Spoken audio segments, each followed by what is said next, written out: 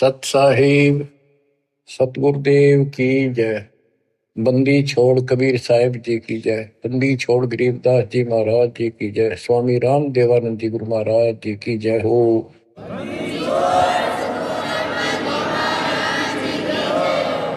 और बच्चों, सत्संग की कमी नहीं छोड़ रखी परमात्मा की कृपा से, गुरुदेव के आशीर्वाद से।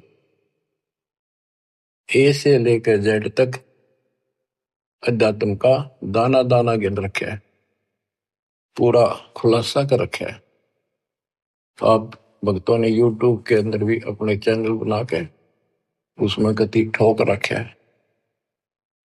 जब भी समय मिला ये विशेष निकाल लो समय, थोड़ा सत्संग सुना करो। वहां तो आपको प्रत्यक्ष प्रूफ भी दिखाई देंगे। वेद क्या कहते हैं, गीता क्या कहती है, पुराण क्या प्रमाण दे रहे हैं, हमें बताया क्या गया था, भक्ति क्यों करते हैं, क्यों करनी चाहिए, इसके विषय में जानकारी सत्संग से ही प्राप्त होती है। इतना सुंदर मनुष्य जीवन, आज इसमें सत्य भक्ति नहीं करी, कुछ समय नहीं निकाला, अगले जन्म में कितना दुख होगा। यम के दूत पीटेंगे, घसीटेंगे, नरक में डालेंगे, वहां कोई साथी नहीं होगा। अब तो हम परिवार में रिश्तेदारी में मगन हुए बैठे हैं। कबीर साहब कहते हैं, हिड़की दे दे रोएगी आत्मा तो तू चल लेगी अकेली।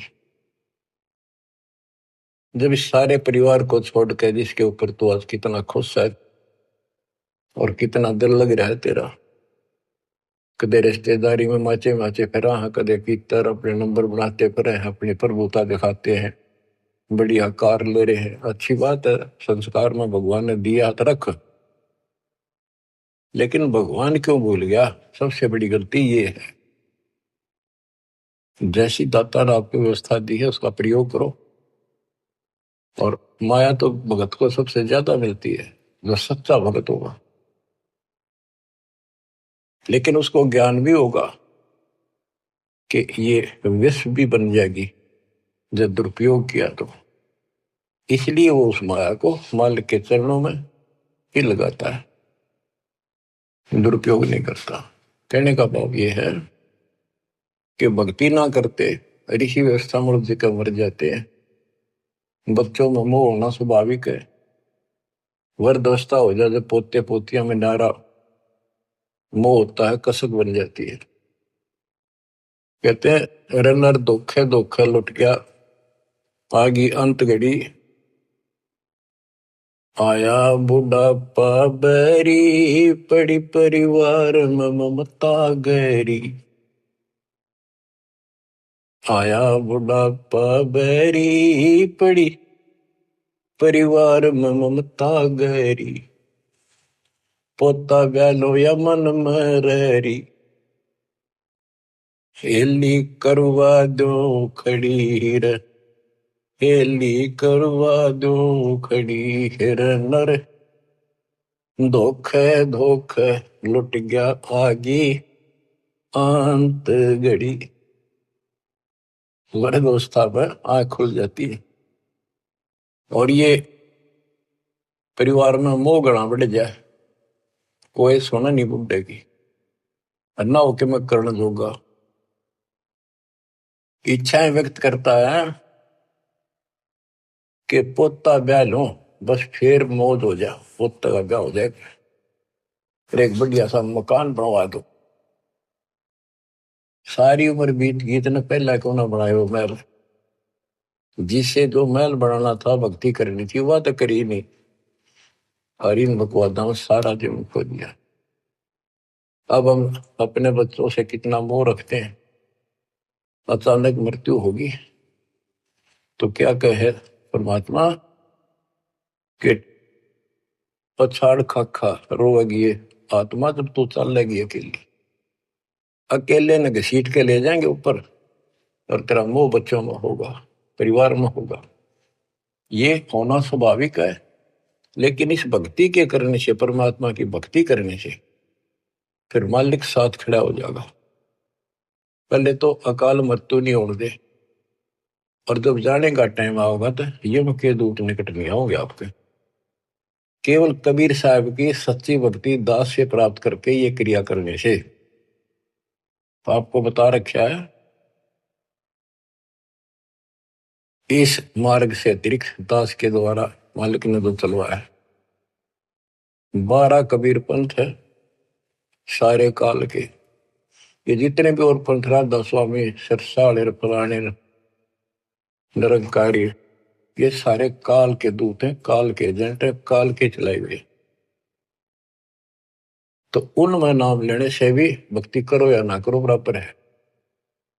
तो ये अपनी किस्मत सराहो। तो आज के नहीं, परमात्मा की दया भी आपके ऊपर अनमोल ज्ञान मिला है। ये पिछले जन्म जन्मांतर से आप लगे हुए आ रहे थे। भक्ति बनी, फिर बीच में छूट गई, फिर बनी, फिर छूट गई। तो फिर फायदा क्या इस भक्ति का? यही चक्कर काटते रहोगे तो प्रत्येक जन्म में आपको मार्गदर्शन किया परमात्मा ने किसी ना किसी माध्यम से, किसी ना किसी रूप में। तो अब वो समय आ गया कि आपको प्रमाण दिखाए। पहले आपको दृढ़ किया कि कौन भगवान है, कहां प्रमाण है, और भक्ति कौन सी है। तो बच्चों अब करो इस कमाई ने। अब बात बनेगी, क्योंकि अब हम भ्रमित नहीं हो सकते किसी के द्वारा कि ये ज्ञान ठीक नहीं है, उसका ज्ञान ठीक है। जो कति मूर्ख हमारा ज्ञान नहीं सुनेगा वो भ्रमित होकर चला जाओ कितने, वो तो कर्महीन इंसान है, उसके संस्कार इसे हुए नहीं है जो इस मालिक के मार्ग पर डट जाए। आप क्या कहते हैं संत गरीबदास जी? यो सौदा फिर नाही संतो, यो सौदा फिर नाही, यो सौदा फिर नाही रे संतो, यो सौदा फिर नाही। ये मानव शरीर और यह सत्य भक्ति, सच्चा सतगुरु, सच्चा ज्ञान, पूर्ण परमात्मा परम अक्षर ब्रह्म की जानकारी और सच्ची भक्ति मूल ज्ञान जो आज तक छुपा रखा था, यो आपको प्राप्त हो गया। अब ये सौदा करनी होगा, इसमें चूक गए युगों युग रोना पड़ेगा, कुर्बान होना पड़ेगा, ज्यादा ध्यान देना पड़ेगा। हम जिस काम के लिए भगवान ने छोड़ दें, भक्ति ना करें या सत्संग में ना जावे, सेवा नहीं कर पाओ और उस काम के लिए ही लगे रहें और वो काम पूरा हुआ नहीं, नुकसान भी ज्यादा हो जाए, परमात्मा साथ होगा ना, फिर भगवान की आवश्यकता क्या है? परमात्मा को इसीलिए खोजा करते हैं, इसीलिए उनकी संग ग्रहण करते हैं कि वो कुछ अटकर करता है, हमारे दुख को दूर करता है, काम में बरकत करता है और सौ दुख निवारण करता है। फिर करता किसका है? तन मन शीस ईस अपने पे, तन मन शीस इष्ट अपने पे, पहलम चोट चढ़ावे जब कोई, राम भगत गति पावे हो। जब कोई राम भगत गति पावे हो। तन मन शीश कैसे चढ़ाना है? सिर सौंप्या गुरुदेव को, सफल हुआ यो शीश, नितानंद इस शीश पर आप बसे जगदीश। एक आश्रम में कुछ शिष्य रहते थे, एक उनके गुरु जी थे, रोज सत्संग सुनाया करते थे। भाई गुरु जी की आज्ञा का जो पालन नहीं करते उनको आध्यात्मिक लाभ नहीं होता। गुरु वचन निश्चय कर माने, पूरे गुरु की सेवा ठाने। निश्चय नरक पड़े से सोई, गुरु आज्ञा लोग करे जोई। गुरु की आज्ञा नहीं माने वो नरक में पड़ेगा। एक दिन 5-7 वर्ष वहां बैठे थे, गुरु जी चारपाई पे बैठे थे आसन पर। उसने कहा भी बच्चों, मेरे सिर में 5-5 जूते मारो। हैरान थे वो। गुरु जी ने ये क्या कहा, क्या आदेश हुआ ये? कोई उठा नहीं। फिर कहा भी मेरे सिर में जूते लगाओ, तुम गुरु के चेले हो, अब सारे सुनोगे। कोई उठा नहीं। तो उन्होंने कहा भाई गुरु की जो आज्ञा नहीं पालन करते ना, उनके नाम खंड हो जाते हैं और वो गुरु विमुख माने जाते हैं। कोई नहीं उठा। एक भगत उठा, उसने अपना जूता निकाला, गुरु जी के चरणों में बैठ के अपने सिर में पट्टा पट 5 मारे। 1 2 3 4 5। गुरु जी बोले भाई तेरे सिर में नहीं, मेरे सिर में कहा आपने। तो उसने कहा हे गुरुदेव, गुरुदास का शीश भी तो आपका ही है। सीने से लगा लिया उसने उस बच्चे को, और उन बुद्धुओं को कहा कुछ विवेक भी होना चाहिए। कहा जाता है उसमें नहीं भाई सिर सोटा काट के कर दिया, नहीं, समर्पित होना होता है। कति सच्चे दिल से ये कहने सुन की बातें ना है कर पाड़न की। यो सौदा पे नाही संतो, यो सौदा फिर नाही।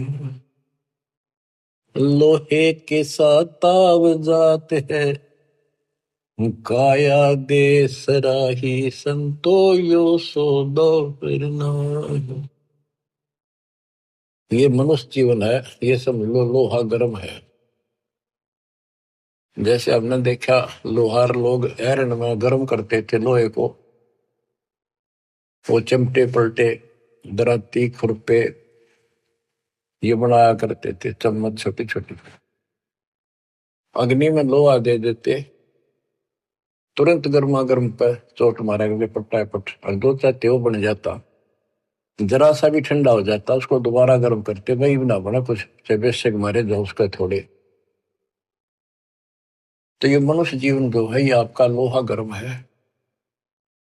अब इसमें राम नाम की चोट और दान धर्म की चोट लगा लो, इससे कुछ बनाना चाहते हो अब बनेगा। लोहे के साथ ताव जाते हैं, लोहे के साथ ताव जाते हैं, काया दे सराही रे संतो, यो सौदा फिर ना।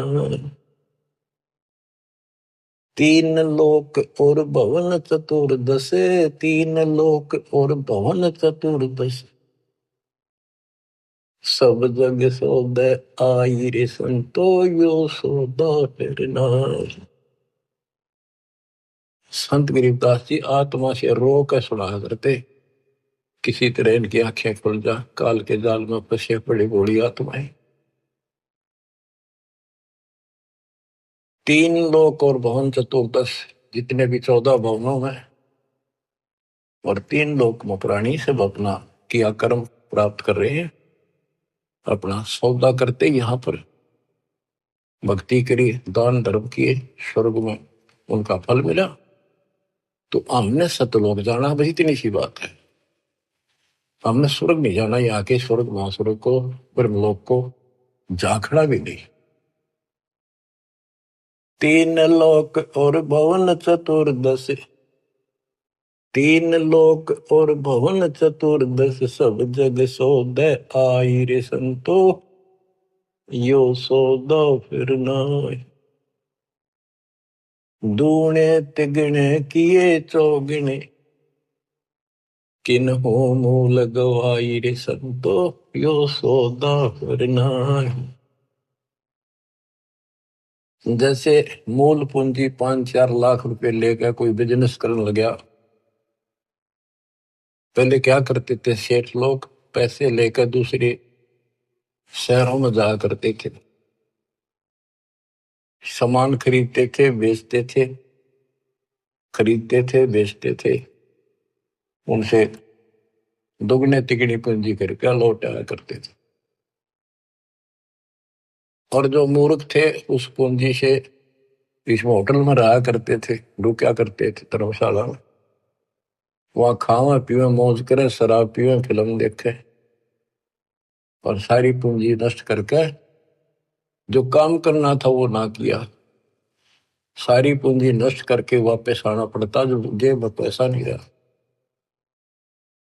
यह सौदा घाटे का करा ठीक से, विवेक नहीं काम करा, तो फिर वो कर्जवान हो जाते हैं, और जिससे पूंजी लेकर गए थे उसके नौकर लगते हैं, उसको पूरी करता हूं। जैसे मनुष्य जीवन की पूंजी हम लेकर आए हैं और हम इस काल के बंध में बंधे हैं। गीता अध्याय 18 श्लोक 62 में गीता बोलने वाला ज्योत स्वरूपी निरंजन ये ब्रह्म काल कहता है, सर्वधर्मान परित्यज्य माम एकम शरणं व्रज।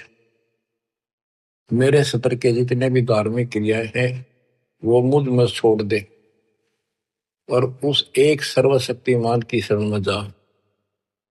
अहम तवा सर्व पापेभ्य मोक्षासी मासुच। मैं तुझे सब कर्जे से मुक्त कर दूंगा, चिंता ना कर। यानी मेरी पूंजी दे दे, फिर तू जा। पहले हम यहाँ कमाई करते थे, होटल में खा लेते थे, ऊपर स्वर्ग में, कुछ तो यहाँ नहीं करते थे, यही नष्ट कर दी। फिर यहाँ कुछ धर्म कर्म किए तो स्वर्ग में खा कर फिर वापस आ गए। अब हमने सतलोक जाने का टारगेट बना कर रखना कति दृढ़ता के साथ। वो कहते दूने तिगने किए चौगने किन हो मूल गवाई रे संतो यो सौदा फिर नाई। यो दम टूटे पिंडा फूट वो लेखा दरगाह माहिर संतो यो सौदा फिर नाई।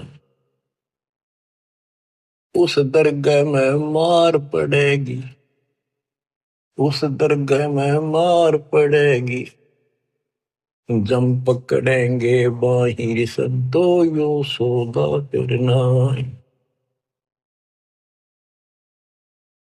वादन की मोहे डरनी लागे, वादन की मोहे डरनी लागे, लज्जा रेक नाहिर संतो यो सौदा करना। यो दम टूटे, ये पिंडा फूटा, ये शरीर खत्म होगा, शरीर सांस खत्म होगा, टूट जाएगा।